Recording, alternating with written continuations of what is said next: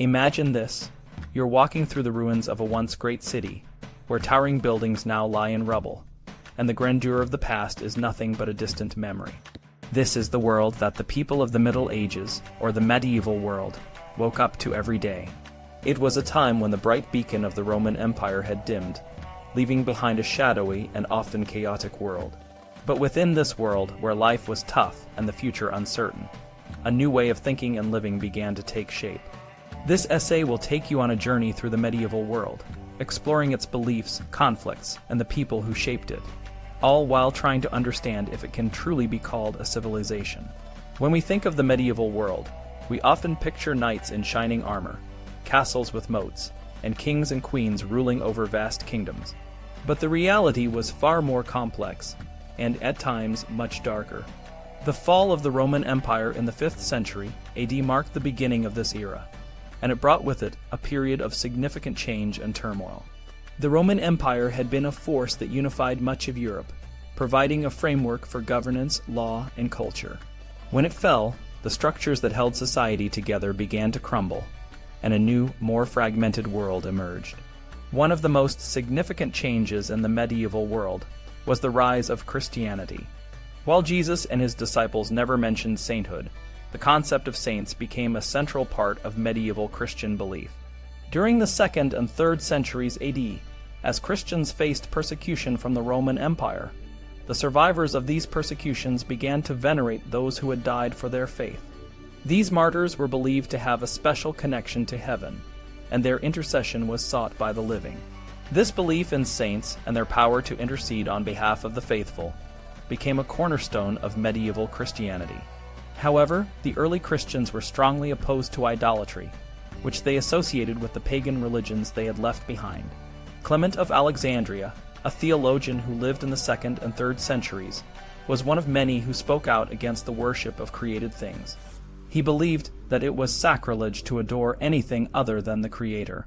Despite this, as the number of saints grew, so did the desire to give them a visual identity. People wanted to see images of the saints, the Madonna, and Christ on the cross. This led to the creation of statues, paintings, and other religious art, which became a focal point for worship. The use of religious images and icons became a source of controversy, especially in the 8th century. Emperor Leo III of the Byzantine Empire, a deeply pious man, saw the veneration of icons as a form of idolatry. He believed that it was his duty to defend true Christianity against what he saw as pagan practices. In 726, Leo issued an edict ordering the removal of all icons and religious images from churches. This act of iconoclasm, or the breaking of images, sparked widespread rebellion. The people, who had come to rely on these images as a means of connecting with the divine, were outraged. In places like the Cyclades Islands in Venice, people rose up against the emperor's orders. Leo's soldiers, who were tasked with enforcing the edict, faced violent opposition, and many were attacked at church doors. The controversy over iconoclasm continued to divide the Christian world. The lower clergy and many prelates opposed the destruction of religious images, and they were supported by the Patriarch of Constantinople and Pope Gregory II. In 730, Leo proclaimed iconoclasm the official policy of the Byzantine Empire, but his efforts to enforce it were largely unsuccessful. When he died in 741, most of the art he had ordered destroyed or covered up remained untouched. 46 years later, at the Second Council of Nicaea, the Church formally abandoned Leo's policy, recognizing the value of religious images in worship.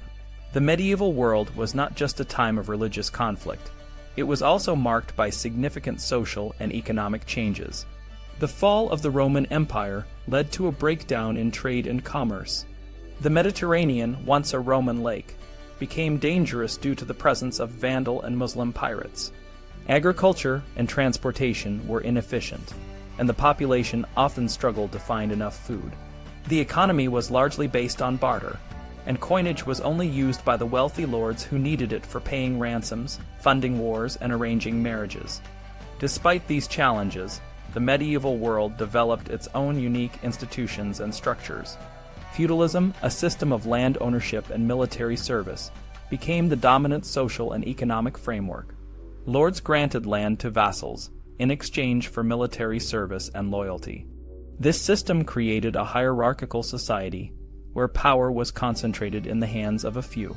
The church also played a significant role in medieval life, providing not only spiritual guidance but also education, healthcare, and social services. The medieval world was also a time of great intellectual and cultural exploration.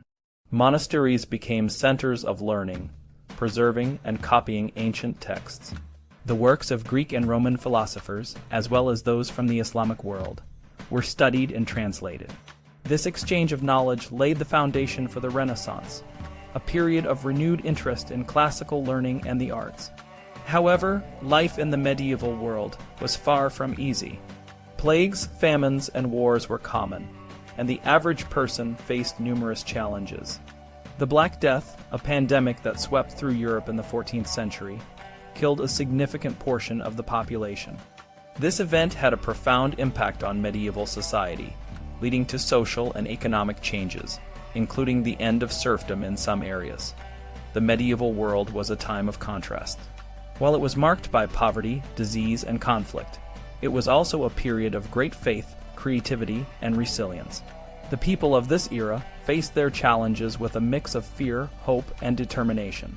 They built cathedrals that reached toward the heavens, wrote epic poems that celebrated chivalry and love, and developed a rich tradition of art and music.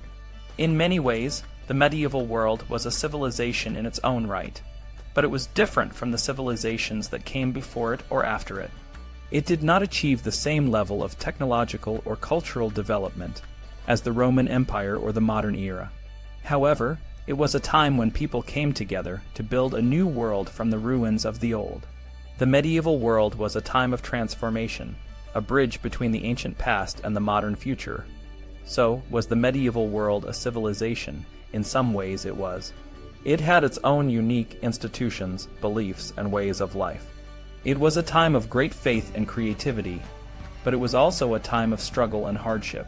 The medieval world was a complex and often contradictory place, but it was a place where people built a new world from the ashes of the old. It was a world that shaped the future and left a lasting legacy.